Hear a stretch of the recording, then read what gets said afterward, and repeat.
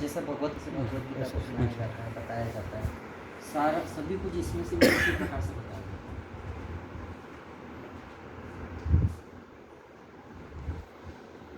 अभी कल आ जाएगा कमल का फिर दूसरा बार। हो गए वो तो एक लड़के ने खींच डाला उसको पहले वाले। मैं भी ना आपको वर्ल्ड की सबसे अभी की आज 21st सेंचुरी में सबसे एडवांस भगवत गीता के बारे में बताया। इसकी कुछ विशेषता है, पहले मैं आपको बता देता हूँ कि भगवत गीता जो है कम्प्लीटली डिजिटल बनी। भगवत गीता डिजिटल बनने के बाद में इसके साथ में इसका रिमोट डिजिटल पेन दिया है। इसमें कुछ ऑप्शंस है, जैसे इसमें ऑन और ऑफ का ऑप्शन है। आप इसको सिंपली 2 सेकंड भी दबा के रखोगे तो ये ऑन हो जाएगा।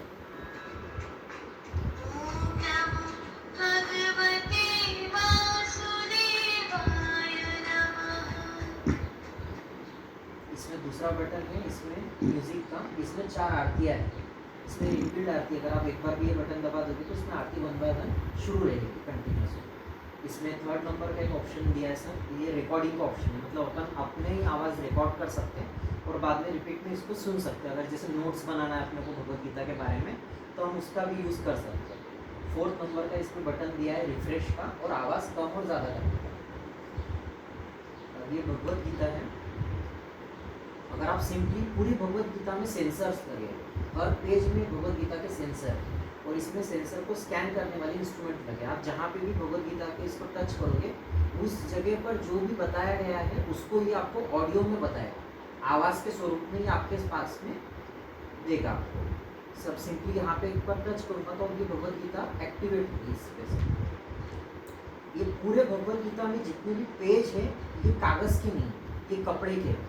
आप इसको हाथ लगाकर देखो कितना अच्छे से इसको बनाया गया है। तो पूरी भगवत गीता कपड़े से बनी। उसके बाद में उस समय पे भगवत जहाँ पे कुरुक्षेत्र था वहाँ पे एक पीपल का पेड़ था जिसकी शाखाएं आज भी वहाँ पे है। उसी पीपल के पेड़ के एक पत्ता यहाँ पे चिपकाया गया है। तो ये भी बहुत एक आध्यात्मिक तरीके से बहुत ही अच्छी बात हमारे भगवत गीता में है कि वहाँ के कुरुक्षेत्र के पीपल का पत्ता भी हमारे पास है। जैसे भगवत गीता का ये पेज यहाँ पे शंख है तो हम सिंपली बस ये इसको यहाँ पे टच कर देंगे तो इसमें से आवाज आएगी। उसके बाद में 18 चैप्टर है, 18 अध्याय है भगवत गीता के, तो उसके बारे में पूरी जानकारी इस पे दी गई है सामने के पेजेस पे। तो सिंपली टच करें।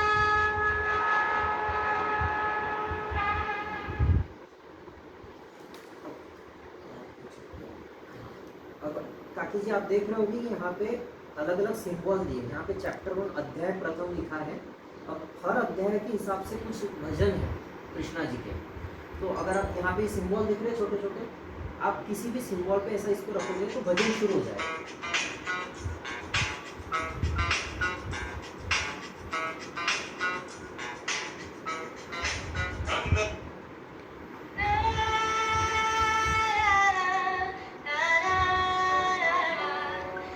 इसके स्पीकर है, इसको हम मोबाइल से चार्ज कर सकते हैं और साथ में हमारे घर में अगर कोई साउंड सिस्टम है, स्पीकर है, तो इसका भी पिन इस पे लगा सकते हैं।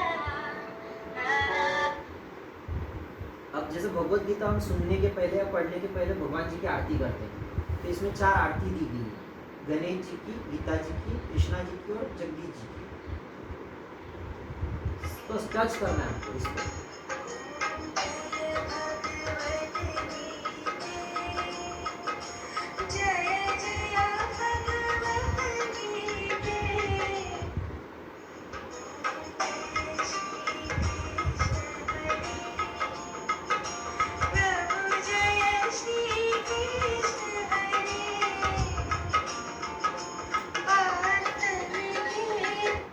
उसके बाद में यहाँ पे शंख दिया है, ऐसे 4 सिंबल दिए छोटे छोटे। अगर आप पहले शंख पे अगर ये लगाते हो तो ये संस्कृत में आपको श्लोक बताएगा पहले अध्याय के सारे।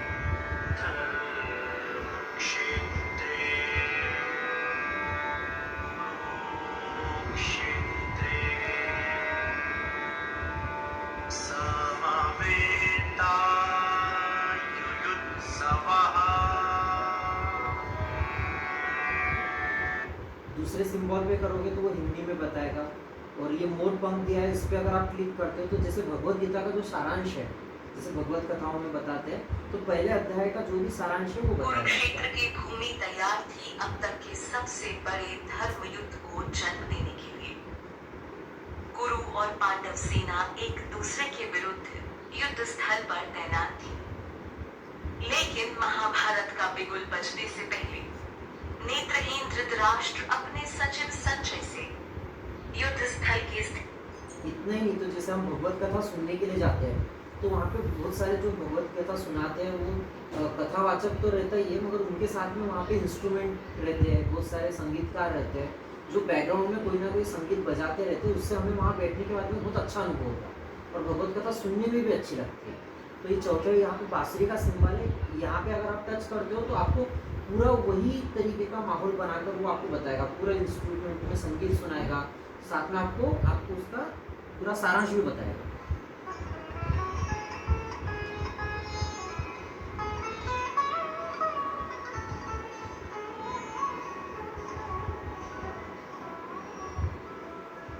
साथ में एक स्टैंड दिया है, मतलब अगर आप कुछ कर रहे हो घर में तो आप सिंपली इसको यहाँ पे रख भी दोगे।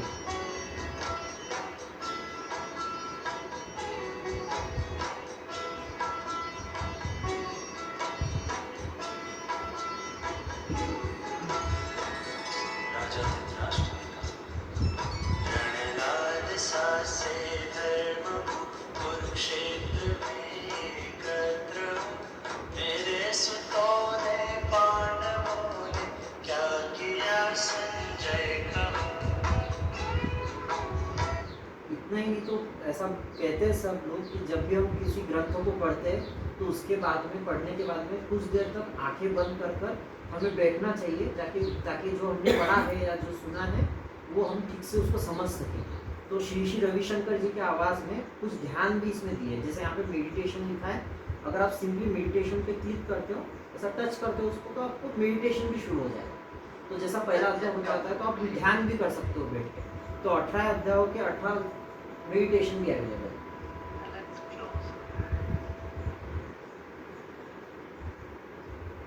अब ये हो गया शॉर्टकट कि पहले अध्याय को अगर हमको पूरा सुनना है तो आप पहले पेज पर से पूरा अध्याय सुन सकते हो, या तो अगर आपको एक एक श्लोक पढ़ना है ठीक से तो आप सिर्फ, अब जैसे ये पहला श्लोक है पहला अध्याय का, तो इसमें 3 भाषाएं दी गई है, एक है पहली संस्कृत, दूसरी है हिंदी और तीसरा है इंग्लिश। तो अगर आप यहाँ पे शंख पे क्लिक करोगे तो आप देखोगे कि पूरा संस्कृत में आपको श्लोक बोल के बताएगा।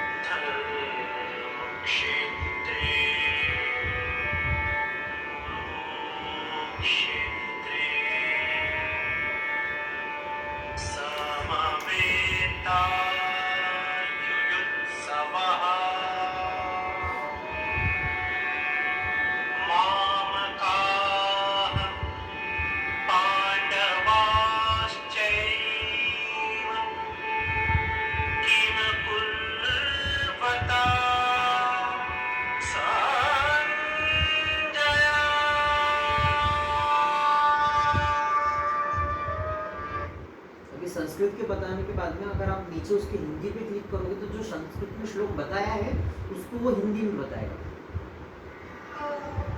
धृतराष्ट्र ने कहा, हे संजय, धर्मभूमि कुरुक्षेत्र में युद्ध की इच्छा से एकत्र हुए मेरे और पांडु के पुत्रों ने क्या किया।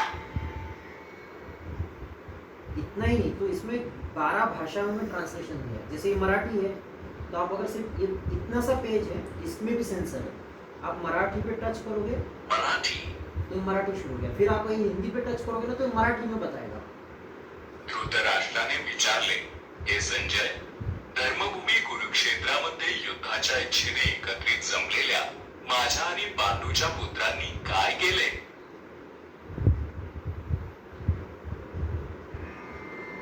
इतना ही नहीं, तो ये जो इसमें पेजेस दिए हैं यहाँ पे, जैसे अभी आपको बताऊँ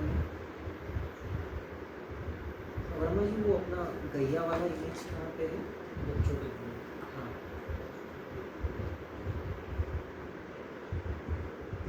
जैसे उसमें हर अध्याय के ऊपर एक एक पेज उन्होंने दिया है, तो इससे उस अध्याय के बारे में पता चलता है। तो इतनी बारीकता से इसको बनाया गया है कि वहाँ पे मैंने भी बहुत उसको नोटिस किया कि एक छोटा सा गैया का चित्र है सर, तो वो गैया के ऊपर भी अगर हम सीधे से उसको रखेंगे तो गैया का भी आवाज़ वो देगा। मतलब इतना बारीकी से हर पेज में हर जगह पे उसके सेंसर उन्होंने अच्छे से डिजिटली बनाए।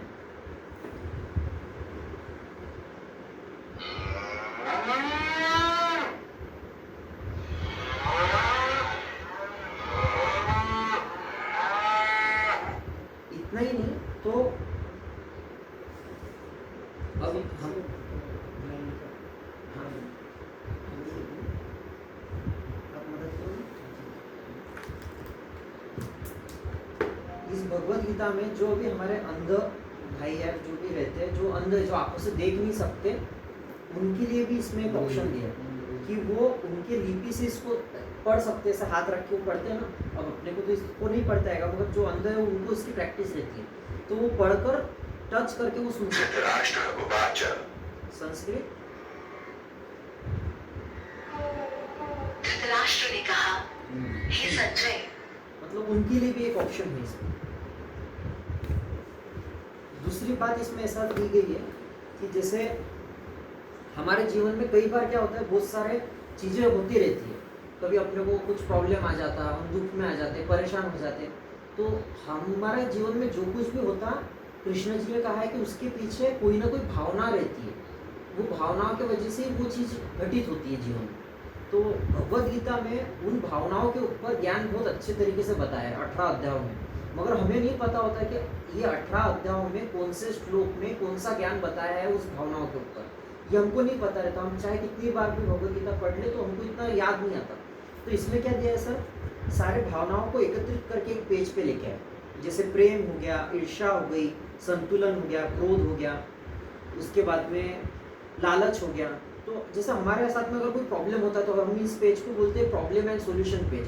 तो हमारे प्रॉब्लम के हिसाब से जैसे क्रोध है, तो क्रोध में भगवद गीता में क्रोध के ऊपर कौन से चैप्टर में क्या क्या बताया है वो भी इसमें। आपको सिर्फ क्रोध अगर आ रहा है तो आप ये यहाँ पे क्लिक कर लो, तो ये इस चैप्टर में क्रोध के यहाँ ऊपर फिर से भगवान ने स्थिर बुद्धि का वर्णन किया है। श्री कृष्ण अर्जुन को बताते हैं कि जिस व्यक्ति का मन दुख के समय में विचलित नहीं होता है और सुख आने पर वो ज्यादा खुश भी नहीं होता, ऐसे लोग स्थिर बुद्धि वाले होते हैं। ऐसे लोग संभाव वाले होते हैं। इनके मन में इस भौतिक संसार के प्रति वैराग्य आ जाता है, क्योंकि ऐसे लोग आत्मज्ञान पा चुके होते हैं। उसके बाद में एक और पेज दिया गया है जिसमें जैसे हमने जो पहला अध्याय का पेज देखा था ना, तो उसी का शॉर्टकट दिया, मेडिटेशन, संस्कृत, हिंदी, सारांश और म्यूजिक के साथ सारांश, ऐसे पूरा 18 अध्याय दिए। उसके बाद में जो 108 भजन है वो पूरे भजन का सीक्वेंस भी इसी पेज पे दिया है। इसमें भी सेंसर्स है, आप किसी भी भजन के ऊपर बस ये रखोगे तो भजन शुरू हो जाएगा।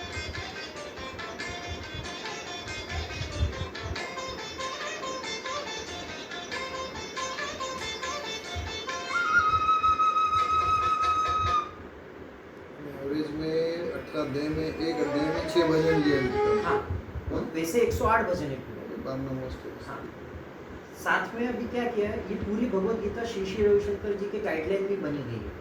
तो जो ओरिजिनल जो भगवत गीता का कंटेंट है वो 100% वही कंटेंट है, इसमें कोई भी मॉडिफिकेशन नहीं किया गया है। तो जो बताया गया था वही हमारे तक पहुंच रहा है, डिजिटल माध्यम से पहुंच रहा है, ताकि कोई भी उम्र का अगर व्यक्ति है, तो कैसे हमारे घर में भी ग्रंथ रखे हैं, भगवत गीता रखी है, मगर उसको हम पढ़ सकते हैं, हमारे घर के बच्चे या जो युवा रहते हैं वो नहीं पढ़ते, क्योंकि वो पढ़ना बोर हो जाता है, कभी कभी संस्कृत हिंदी बार बार नहीं पढ़ते। तो ये डिजिटल माध्यम से घर का अगर कोई भी व्यक्ति है, तो जैसे अगर आप भी हो तो आप सिर्फ इसको पकड़ो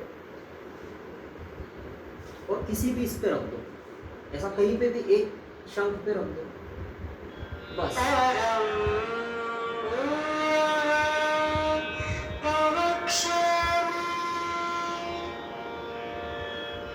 मतलब जो हम पढ़ते हैं, पढ़ने से भी आसान अपने को वो सुना के बता दे। मतलब इतना सुंदर ज्ञान और ये इतना अच्छे तरीके से हमारे पास तक जो पहुंचा है, ये मतलब एंटीक पीस है। और कंपनीज के हाथ में जो भी art of living Shri Shri Vishnu ji ने टाइप किया है, सेफ शॉप करके कंपनी है, जो हाँ, तो वो 1 साल का वारंटी भी देते हैं, मगर पिछले 3-4 साल का हमने इसका रिव्यू चेक किया, आज तक किसी को भी कुछ भी प्रॉब्लम नहीं है, क्योंकि उन्होंने बनाया ही इतना परफेक्ट है उसको कि प्रॉब्लम आता ही नहीं। तो मैं तो चाहता हूँ कि आप भी आपके घर में इसको बुलाओ, और हर किसी के घर में इतना एंटी भगवद गीता है, इतनी अच्छी भगवद गीता है कि उसका ज्ञान हर किसी के पास डिजिटल माध्यम से हो सकता है। तो आप सभी इसको अपने घर में बुला सकते हो।